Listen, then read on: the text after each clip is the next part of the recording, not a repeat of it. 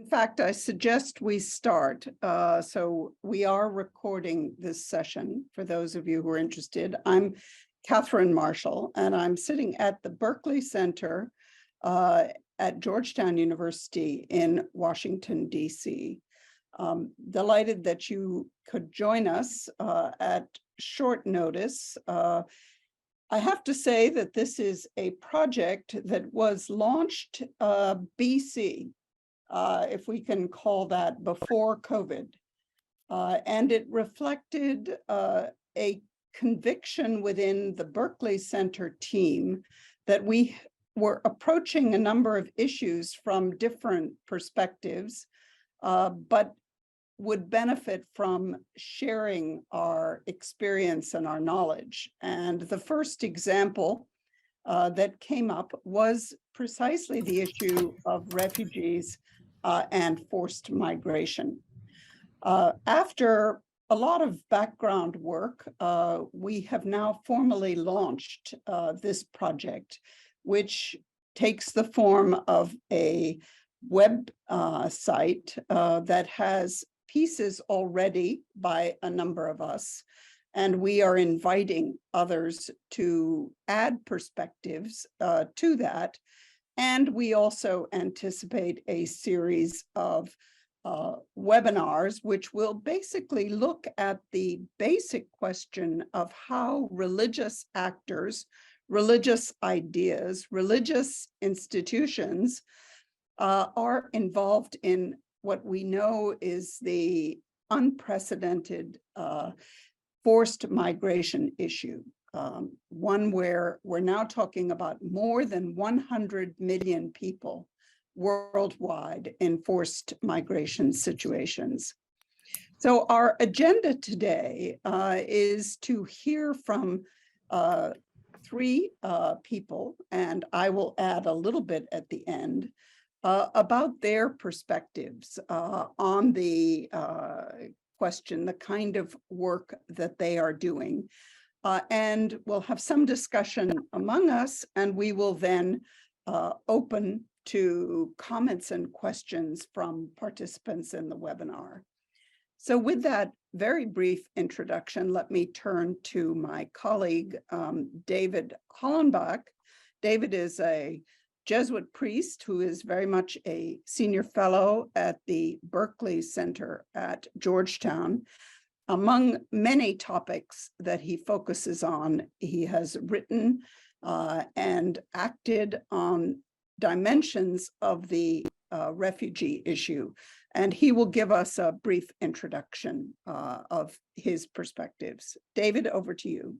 Thank you very much, Catherine, and thanks to all who are participating in this webinar. I look forward to our interaction and our discussion of some of the issues about the role of religion in response to the forced migration crisis, which is obviously a very severe crisis in our particular day.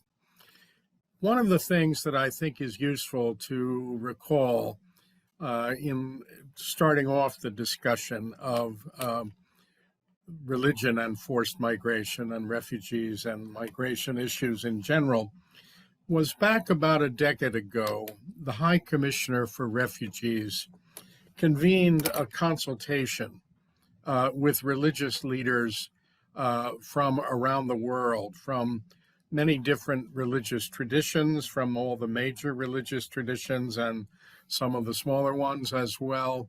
And they met for several days in Geneva and talked about the interaction between faith-based communities and the response to the needs of refugees.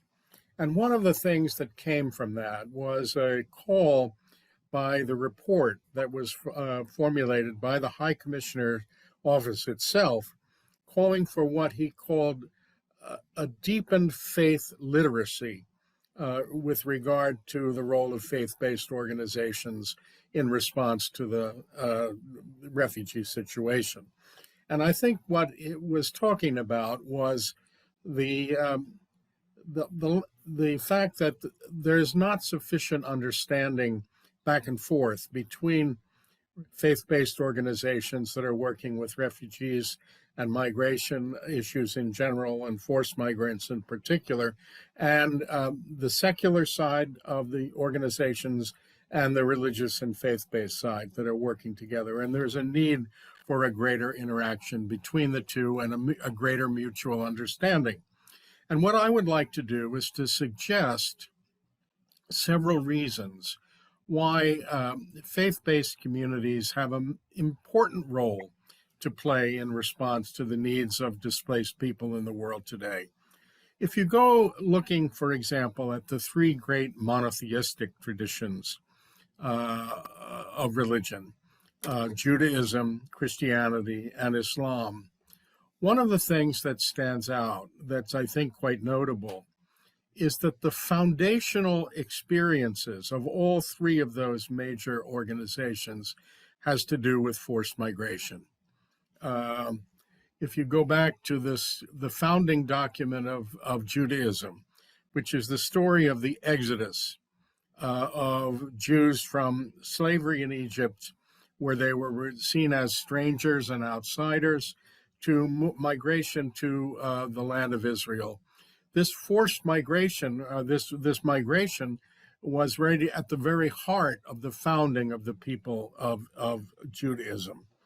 Similarly, in Christianity, shortly after his birth, Jesus, along with Mary and Joseph, his mother and father, were compelled to flee from Bethlehem initially into Egypt because of persecution by the ruling authority in the region, namely Herod, King Herod.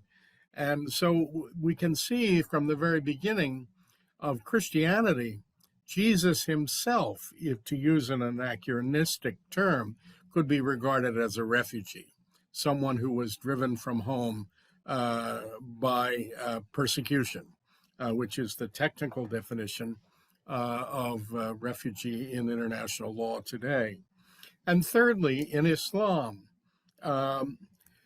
Islam counts time from what they regard as year zero, from Muhammad's migration from Mecca to Medina, a forced migration where Muhammad and his followers in Mecca were compelled to flee from persecution by the Quraysh, the polytheistic tribe living in the area around where Muhammad first came from.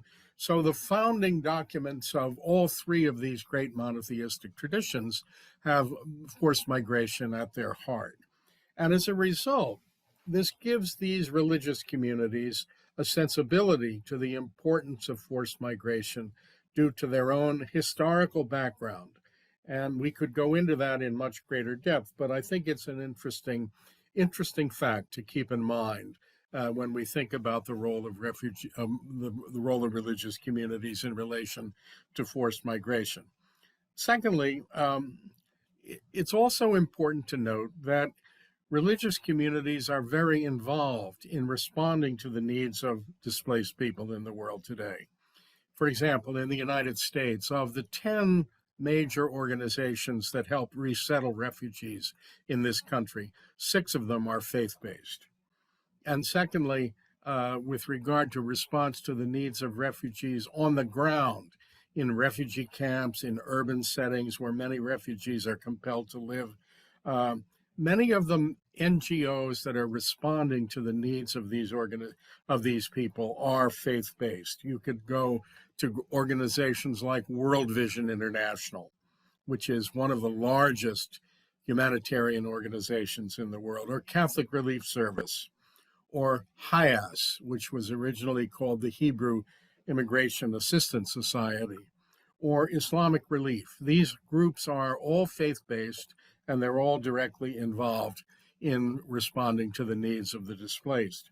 Now, why are they doing this? Well, it's because the faith of these communities leads them to see response to the needs of those who are in great need as part of their faith. This also then shows why both faith-based organizations are active, but also how faith can be of assistance to the actual displaced themselves. Faith helps them carry on their lives, helps them rebuild their lives, and it motivates those who seek to help them. Finally, I would add that one of the important factors that's important to keep in mind is that most, if not all, faith-based organizations today seek to be very careful in avoiding turning their assistance to refugees into a way of advancing their own religious tradition. As the Catholic Relief Service puts it, their action is based upon need, not creed. So they don't want to respond to those who are in need by somehow compelling them or urging them to become part of their own faith community. So there's a lot of mutual respect across boundaries with the secular and other religious communities as well. So that's enough for me to get this discussion started, I hope, and we can turn it over to Beth then, I guess, next, and see what she would like to add to that, and then we can pick up the conversation as we move forward. Thank you. Well, thank you, David. And I think you've highlighted some of the deep historic roots, and that is something that we have been looking at in this project, is how the evolution of the humanitarian values and the humanitarian system owes so much to the deep roots within the communities and some of the basic values that are shared to a large extent. I think you've also alluded to one of the areas of debate and tension, which is the proselytization and the concern as to whether the motives are purely altruistic or whether there is more to it. Beth Ferris is now the director of Georgetown's very important center on migration. She also has very extensive operational experience at the international level, and I know of very few people who are better qualified to guide us in some of the complexities, both of what's happening in this very complex overall global system and the ways in which the religious communities, through advocacy and through direct action, are involved or are not involved and might be more involved. So over to you, Beth.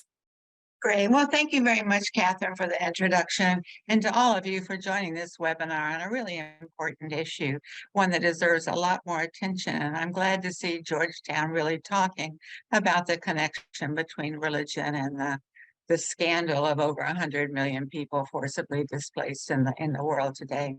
You know, I spent about, maybe 15 years working with the World Council of Churches in Geneva, working with literally hundreds of grassroots groups who were serving refugees in their own particular situations.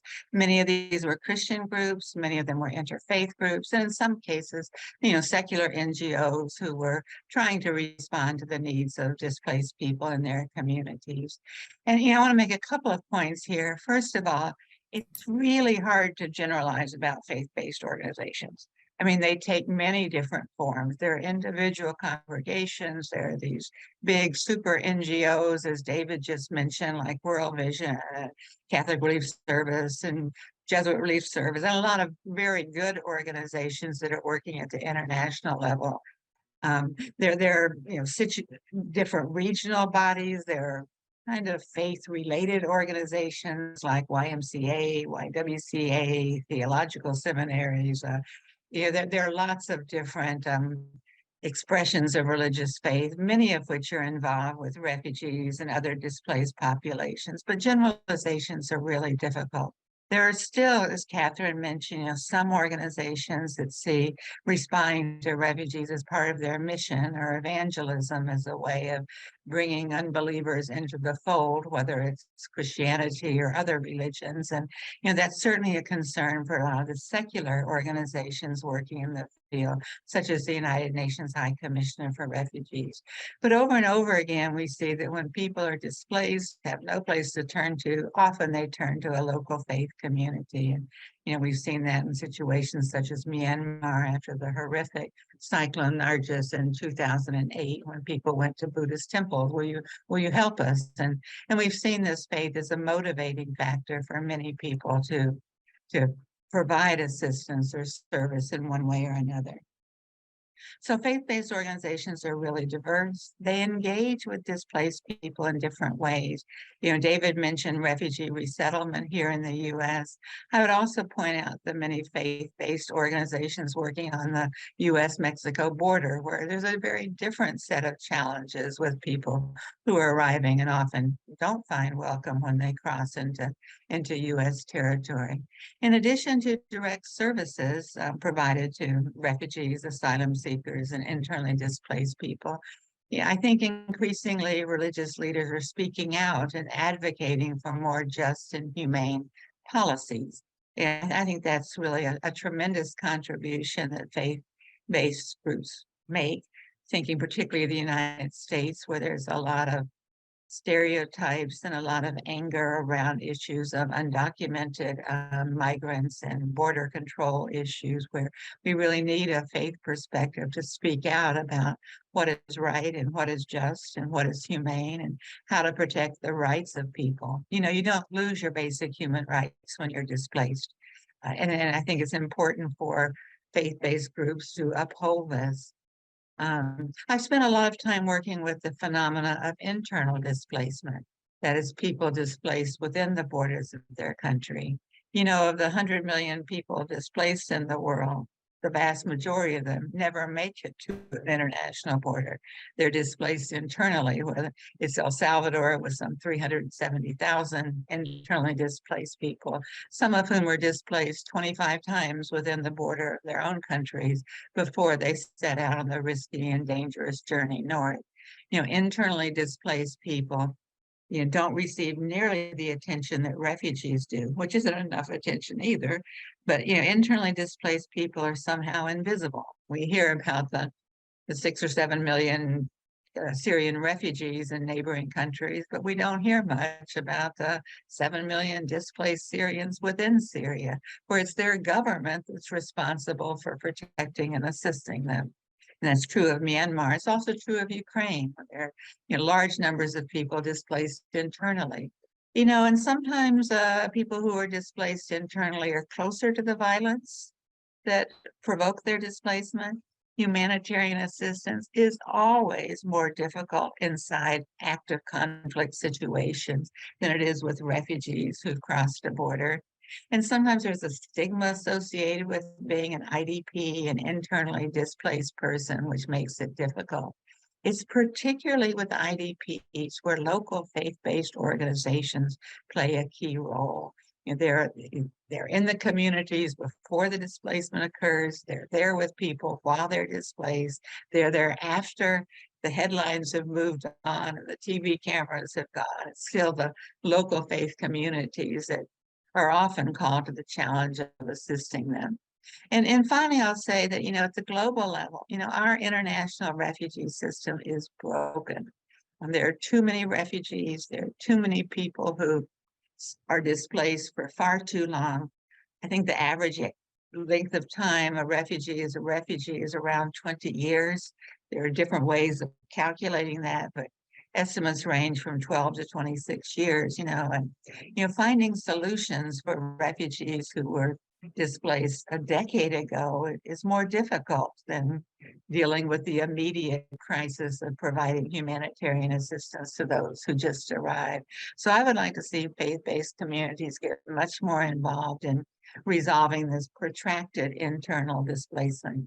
And finally, just a comment that, you know, we've been talking about religion as a force for good. And certainly, you know, our experience has been that churches and synagogues and mosques are often on the front line. We have to remember that religion can also be very divisive and a cause of conflict and a cause of displacement. In places like Nigeria, for example, conflict between Islamic groups and Christian groups have been violent. They've uprooted people, and that we've seen the motivating or pseudo-motivating role of Islam in driving some terrorist activities that has also displacing people. So I don't think we should be complacent or too self-congratulatory about the role of faith-based organizations, but just consider there are lots of different organizations and lots of different manifestations of religion when it comes to displacement. Thanks. Great. Well, thank you very much, Beth. I think that your point about the diversity of the types of communities, institutions, and ideas that we're talking about under this broad rubric of religion is critically important. And the specific tensions around conflict situations and internally displaced. And the common mantra that religion is part of the solution, but can also be part of the problem, is something that I think we're very much aware of and conscious of. The question is how to take it to the next stage. Let me first with a technical bulletin. First of all, please do raise issues and questions in the Q&A. We all know where the button is. It's down at the bottom of your screen in the middle. And I have to say that the technical problems that have plagued us, the gremlins of Zoom, seem to be at work, and Jocelyn Cesari is not yet on the call, even though I think she is working on it. I also should mention that Michael Barnett, who's another scholar who's written and thought a great deal about the actors that are involved in sacred aid, was not able to join us at the last minute, but we certainly hope to pick his brains. Very briefly, to highlight the ways in which the World Faiths Development Dialogue and the work that I'm doing comes at these issues. First of all, we have done a lot of work in some specific countries on the ways in which religion and development, faith and development intersect. And the forced migration, the refugee issues are of critical importance in a number of countries, particularly Kenya, which I think has some of the more disturbing and protracted, as Beth has emphasized, refugee situations, which seem to continue and even to increase and to become more complex. And we've also done a lot of work in Bangladesh, which is the host to the Rohingya, as well as to some others, but particularly the Rohingya challenge. And so the issues around that are important. We also work quite a bit with Religions for Peace and with the community of Sant'Egidio, both of which have played interesting roles. It was, I think, particularly notable that Felipe Grandi, the High Commissioner for Refugees, came a couple of years ago to a large interreligious meeting run by the community of Sant'Egidio. And he did start by asking the basic question of, why am I here? Jocelyn, you're on, but you need to mute. He asked the question of why he was there. And it was quite striking that he was quite forceful in emphasizing that the religious communities were a central actor, even though not always seen and not always appreciated for the work they do. They are both a major voice in terms of advocacy, but they are also a major actor, direct actor in the various aspects that both David and Beth have touched on in welcoming the stranger and also in dealing with the politics, which we might come back to in a few minutes, the politics that is complicating, I think we can say, different forced migration situations, whether you take Nigeria or Myanmar or Syria or Hungary and Italy and different countries in different parts of the world. Well, I think that the gremlins of Zoom have been defeated, and we now have Jocelyn Cesari, who is also a colleague at the Berkeley Center, who has reflected for many years on the religious dimensions of forced migration situations. So if we could turn it over to Jocelyn to give us and welcome. I'm delighted that you slayed the dragon. So here you are. I want to start by saying that international organizations are, with no doubt, paying greater attention to the role of religious community in the forced migration crisis. However, this awareness does not automatically translate into a deliberate and efficient action that takes religion seriously. And there are several reasons for this shortcoming. I'm sure we have already discussed the secular myopia that permeates all political actions from national to international, meaning it's not given to turn to religious organization to deal with any kind of social issues or policy making.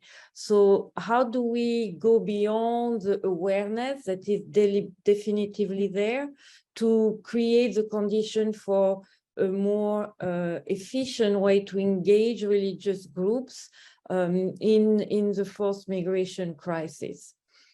So to do that, I think there are at least two obstacles to overcome. The first one is to stop just looking at religion as the personal feature of the refugee or the migrant. In other words, it's the religion is more than the individual characteristic. And actually, when it comes to political crisis, the personal dimension is secondary. If we look at more in depth at the kind of interaction or action that religious communities as collectivities can do. So because if you look just at the belief, you're going to be limited to looking at creeds and theological position, and the move is then to turn to the religious authorities. But sometimes these religious authorities can say very beautiful things on the charitable aspect of humankind and of the religion and how people want to do good, but this doesn't explain what are the real ways, concrete ways or empirical ways religion is playing a role. And this role of religious communities is not automatically defined by the theological background, although it plays a role, no doubt, but the parameters of action are defined by the political context in which all actors evolve or operate. And that is something really to look into. For this reason, it's better to look at religion in humanitarian crisis in the situation, meaning in situation, what do people do? What do they use as justification for their action? How do they interact with the different stakeholders? And sometimes they don't want automatically to appear as religious in the sense that they often think that they are put in a sort of niche. So what I am saying here is that beyond belief, we have to look at the structural conditions, and this is more defined by interaction and history or political culture of a particular place than by the theology itself. The second challenge we have to move on toward a greater interaction with religious organization is also to take very seriously the moral claims of religious actors.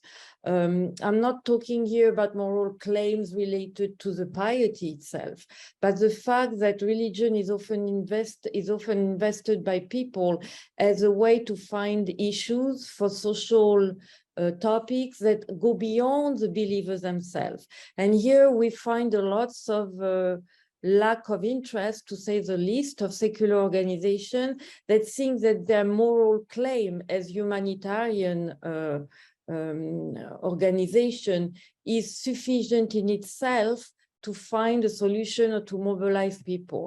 And actually, that's where religion is actually more efficient on the ground than secular actors, even if they mean well. There is a sort of credibility around religious actors positing themselves to do social work based on some moral claim that is beyond, again, the belief. It's about my religion provides good for this particular community that may not only include the followers of my faith. And that is something that secular organizations do not really look into. They turn to religion when they see a religious issue, like about gender relations or about freedom of speech. But there is a real need to work with religious actors on moral issue, on welfare, on equality or distribution of resources, and that is not done automatically or systematically. And finally, I want to say that if we really pay attention to the structural aspect of the religious element of the crisis, we see that we have to look at the way that we have to look at the religious background or religious culture where the migrants are coming from. The way that they deal with their religion is not automatically in the text. It is also a certain political culture. For example, when the Syrian refugees go to Turkey, they bring with them a certain way of dealing with family that is not the same than in Turkey. And both groups are Sunni Muslims. So you can turn to the text, you're not going to find this difference, because in Syria, polygamy is still allowed. It is not allowed in Turkey. So you have to look at this particular condition related to the status of religion in both the sending and the receiving countries in order to understand what will happen, what will be the crisis, what are the resources for greater settlement or integration. And the way that the secular actors also interact with religion is explained by the political culture of their country, which needs some kind of explanation to the newcomers, to the refugees, especially in a time of crisis and humanitarian issues. And sometimes this is not done. Secular actors use terms like gender equality or progress or welfare without with the meaning that come from their own political culture, and they do not pay attention to the fact that for refugees these terms they are the same, but they have a different meaning. So that is for now my introductory remarks. Thank you. Okay, well, we have some questions coming in, so that gives us, I think, the path forward. If there's one thing that comes through, I think, from all of these initial presentations is that we are dealing with complex phenomena, that it's not a single magic wand that is involved in the faith perspectives, but in immensely complex situations. So on the first question, an interesting question coming from Mike Gatoga from Kenya, I'm going to ask Beth first and then perhaps David to address the question he's raising, which is, I think, linking the refugee and the forced migration issues with the underlying conflicts that have caused them. And the question is whether the religious refugee management, in other words, the roles that they're playing, might be a resource for interreligious dialogue. I know that Religions for Peace has a memorandum of understanding with the UNHCR, with the High Commission for Refugees, and that there are a lot of ideas. There have been efforts to look at the roles of children, particularly caring for children in forced migration situations that bring together different religious communities. But what about in Kenya? Or what about what kind of examples might you point to, Beth and then David? Yeah, I'll start, but I think David has worked in Kenya more recently than I have. When you look at Kenya, you see this huge number of refugees that's been around for a long time, and the government has taken various positions. Dadaab refugee camp, I think, was set up in 1992, and people have lived there. I think we're now in the fourth generation of people being born in that refugee camp with still no solution in sight. In terms of religion as the driver of the displacement, a lot of the displacement has come from the intersection of conflict and disasters inside Somalia. Right now, the drought is just a terrible drought. Thousands of people are dying because of the drought, but it's always this combination, this deadly combination of environmental hazards, poor governance, active conflict that has driven displacement. But maybe David can talk more about some of the interreligious tensions over how the refugees should be managed in Kenya. Mute. Sorry about that. I've got myself unmuted now. In Kenya, there are two major refugee camps, both of them huge. Dadaab camp, which is up on the Somali border, and Kakuma camp, which is on the South Sudan border. And the major figures, the major groups of people in those two camps are quite religiously different. Most of the refugees in the Dadaab camp, which is the one on the Somali border, are Muslim. And most of the refugees in the Kakuma camp, most of them coming from South Sudan, are mostly Christian. So there's quite a difference. One of the things that goes on, therefore, I have experience, for example, with the Jesuit Refugee Service and with Catholic Relief Service in both of those settings. And in the Dadaab camp, in the interaction with the Muslim refugees who are there, there's a very serious commitment on the part of both Catholic Relief Service and Jesuit Refugee Service, both of which are faith-based, both of which are Christian-inspired, to work carefully and closely with the Muslim refugees that they're trying to serve. And in fact, in both cases of CRS and JRS, most of the staff of the people that are working in the Dadaab camp are in fact themselves Muslim. The result of this is that a faith-based organization like Catholic Relief or Jesuit Refugee Service has among its employees and among those that it's working with large numbers of non-Christians. So there's a very serious effort to bring the Christian orientation of those organizations into active respect for the Muslims that they're serving and the Muslims that they're working with. And so I think the questioner raises the issue of how refugee engagement might be a stimulus for interreligious understanding in a new way.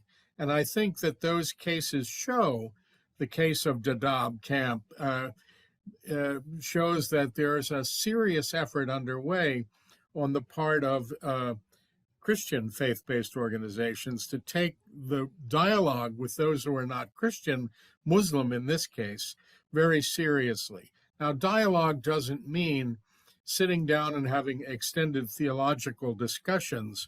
It does mean, though, having a serious interaction with people who have a different religious tradition than one's own and taking them very seriously.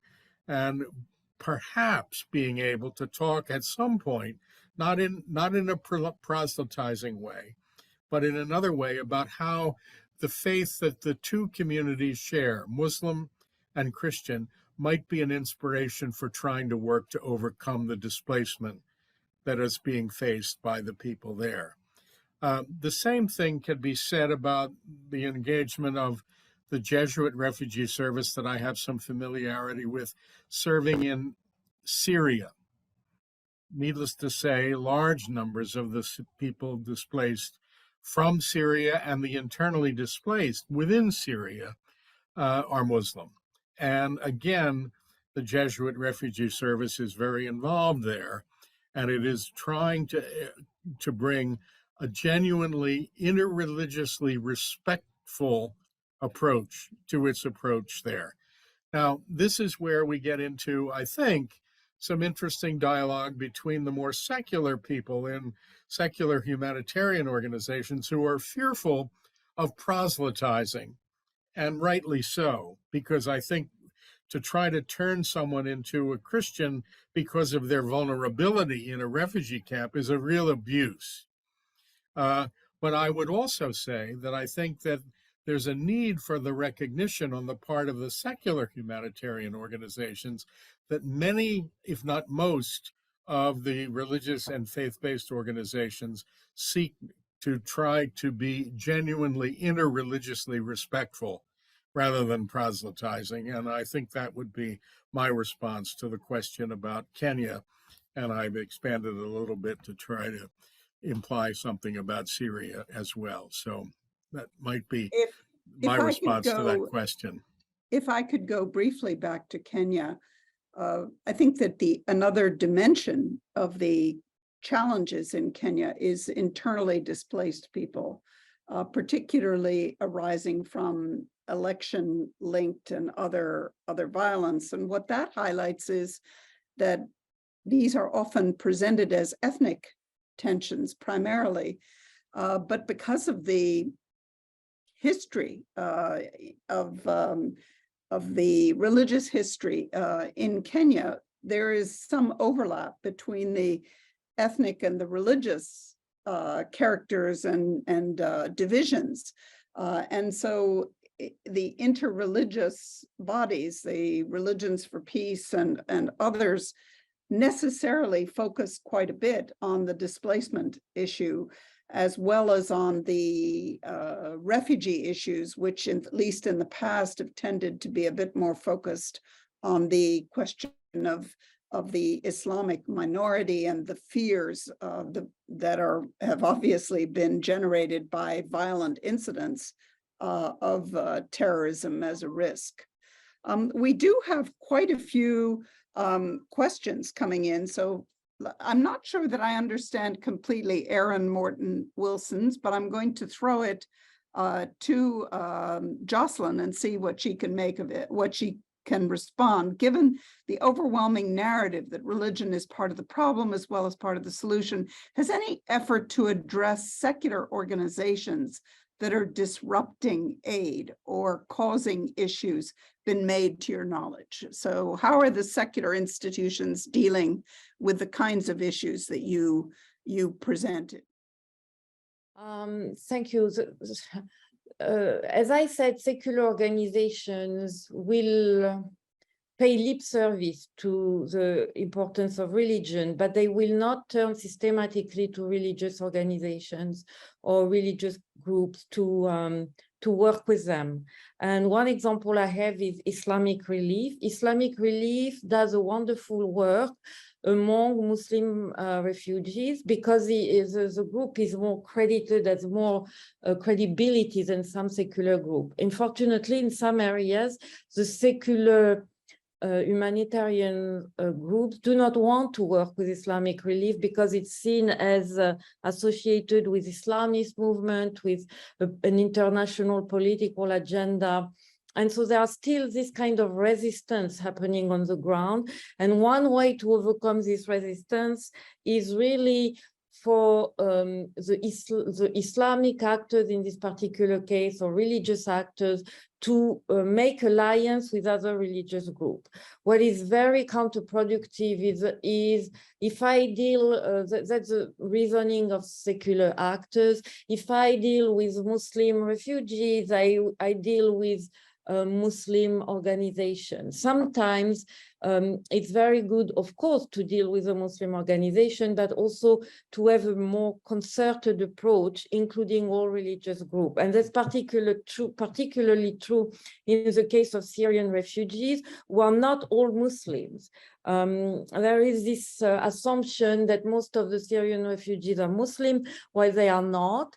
And sometimes the Christian refugees from Syria don't feel comfortable identifying themselves as Christian because there is no real awareness, understanding of their dimension of religion in interaction with a secular humanitarian organization, and they may also be concerned by, some tension with the Muslim refugees. So that's why to deal with one religion next to the other when all the people are having the same issues sometimes is very counterproductive. I think part of it comes back to what David mentioned earlier, and that is faith literacy. A lot of secular organizations are staffed by people who are not particularly religious and view this with some suspicion.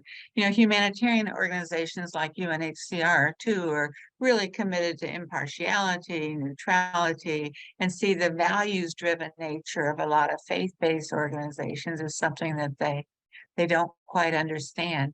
Secondly, I think within all of these religious traditions, there are different layers and different constituencies. I've often seen in a lot of the interfaith dialogues that Christian leaders find it much easier to talk with their Islamic and Jewish counterparts than with some of their very conservative evangelical base.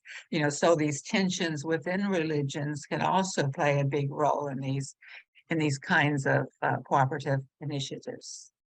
And as you said in your article, it's complicated. But I was going to throw this question to you again, Beth. Luis Benitez is posing one of the common questions we hear, which goes under the general heading of instrumentalization. And the question then always becomes, who's using who exactly? Who is the instrument and who's using it? But I think the question is really in thinking about these relationships at the institutional level. And as you said, it goes from very, very global, sort of UNHCR, IOM, all the way down to the community level. How far do you see this as an issue, and what do you think might be paths towards solutions? I'm not sure about solutions. I think it's a risk that a lot of faith-based organizations grapple with all the time, how not to be instrumentalized by UN and other bodies that see it as a very convenient way to have inroads into local communities to work through faith-based organizations.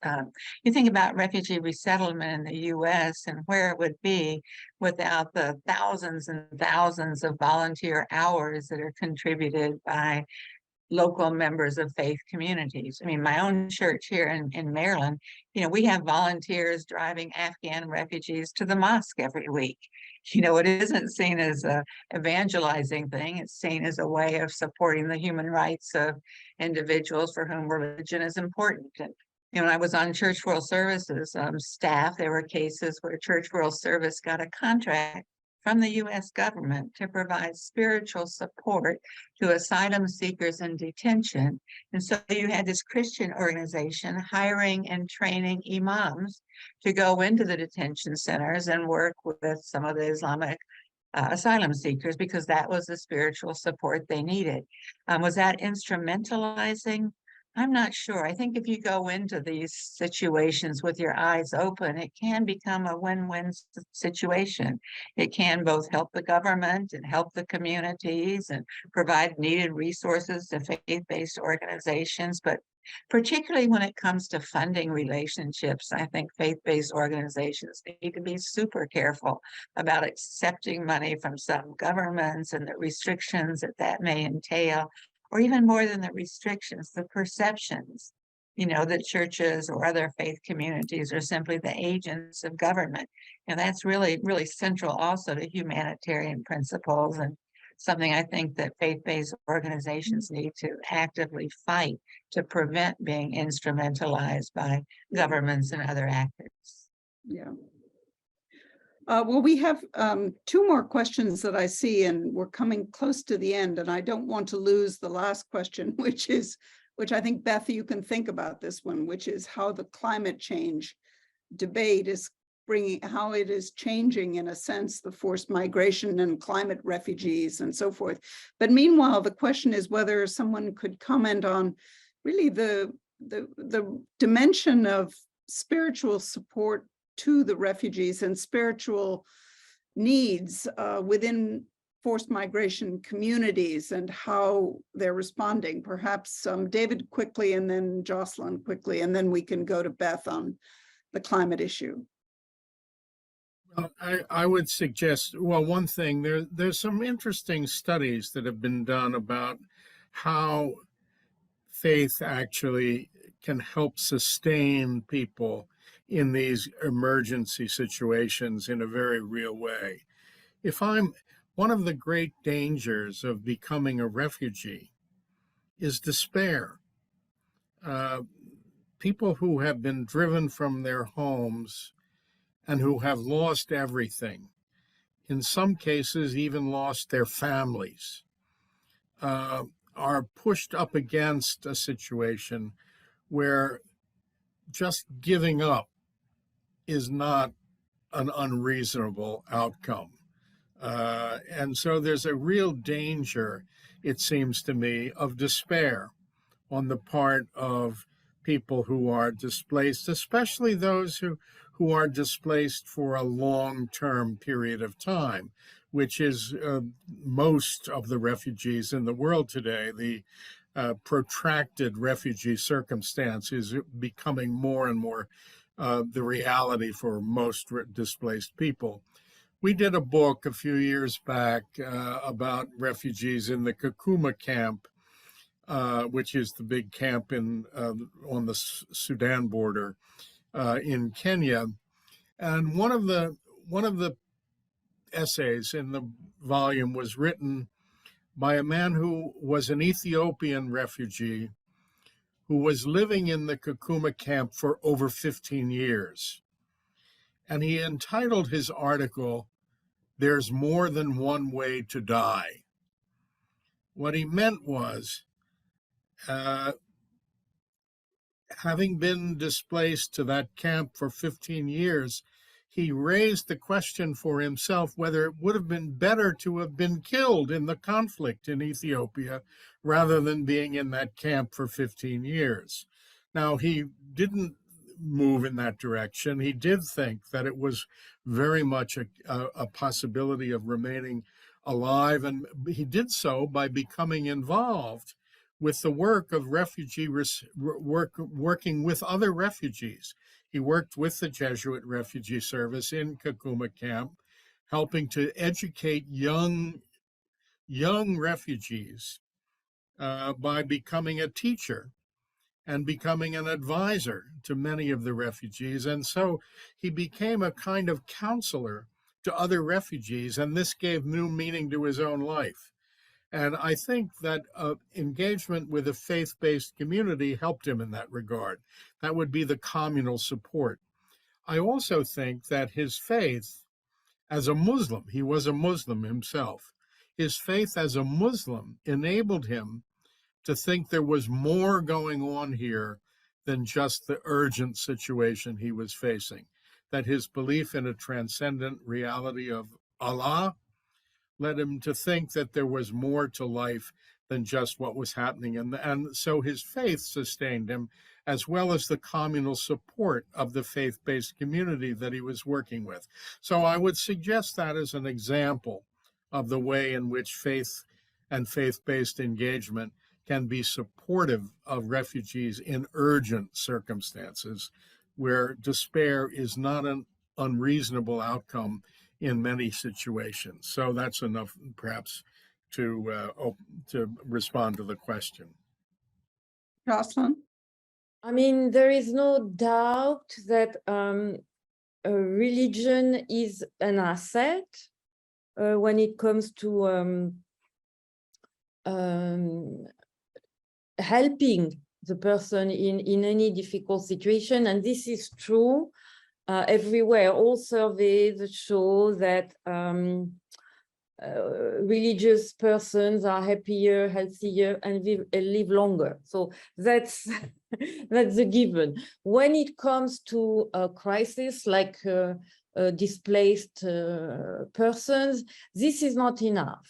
As I said already, that's the important thing is a structural condition, because despite all the resources that someone can find in need or a faith, at the end of the day, there is also the need for some kind of structural opportunities. Again, I want to give here the example of the children in the Syrian refugee camps. These children, that's something that has been acknowledged by all international organizations, are not being educated. They cannot have access to school. So they even to learn about their religion, to deepen their spirituality, there is no resources for that. There is no communal environment or communal resources to do that, and that's an issue. So if we move now to the situation of the same refugees in non-Muslim contexts like in Europe, it's even more worrisome in the sense that it's not just that the resources are missing, it's just the European mediators or interlocutors do not think that religion should be part of the integration or settlement process, and they do not create any condition for connecting, for example, these refugees with the existing Muslim communities that are present through the migration process. And actually they see any reference to religion as problematic because they associate it with security issues. So that's a kind of, again, structural, contextual specificities that cannot be solved only when the people are pious or strong believers. Can we turn to Beth? And just to be clear, we had agreed to keep this to 1 hour, but we see this as the start of a beautiful journey, shall we say. But Beth, the two questions that I hoped you might reflect on are big ones. The first one is how the climate crises are changing or will change the way that we think about the forced migration issues. And then secondly, the other question that I saw basically turns on the double standard issue that the Ukrainian war has presented, where people see the treatment and the understanding of refugees from the European situation differently from refugees from other parts of the world, and the underlying questions that poses. Great, thanks. These are both two big questions. I'll start with the second question. I think the differences, particularly in European reaction to Ukrainians, the stark contrast with their response to Syrians, Afghans, Eritreans, and others arriving on their borders has been a cause of great consternation and dismay to see this double standard. I mean, I think you have to understand it in terms of race, and maybe some anti-Islamic bias is one of the reasons. The Europeans say it's because of culture, you know, they look like us, they have the same Christian background, but, you know, I find it hard to explain the difference in terms other than race or anti-Islamic feeling between these two very different groups and very different responses. Climate migration is going to be a huge issue. It's already happening. The World Bank estimates there'll be 215 million internally displaced people by 2050 because of climate. You know, right now we've got 100 million, you know, think about 2.5 times that number. Some 95% of those people will remain within the borders of their countries. It's going to be an IDP crisis. For those who seek safety from disasters or climate change in other countries, I mean, there is a huge legal gap. They are not refugees under international law. and yet it's hard to see them as simply voluntary economic migrants. We don't have a solution. Governments, including the US government, are really scrambling to come up with some ways of responding to this that don't overwhelm the whole system. But climate migration, I'll just close by saying it's complicated. You know, people move because of environmental hazards, but also for socioeconomic reasons. I often use the example of my two sisters who live in South Texas, and both of them over the last 3 years evacuated 3 times because of hurricanes. They both had their homes flooded. One of my sisters said, "That's it, I'm out of here," and moved to San Antonio.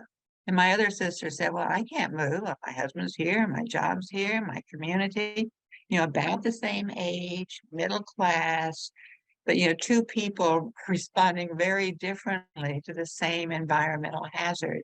And we're going to see that around the world. Some people moving now in anticipation of the effects of climate change. Others will wait until disaster strikes and they have no alternative. And still others will be trapped, won't be able to move, even though the place they're living is no longer habitable.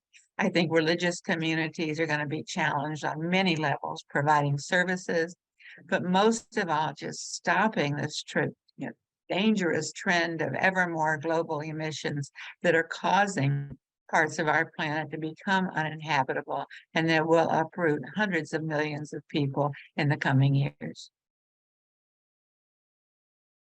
Well, thank you, Beth. I think that that's a very challenging and important note on which to end, and we are at the hour.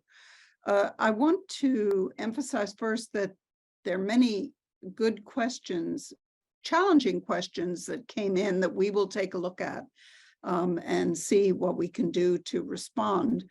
The recording of this will be available on the website of the Berkeley Center soon. I'm not quite sure when. For those who would like to go back or to pass this on to others.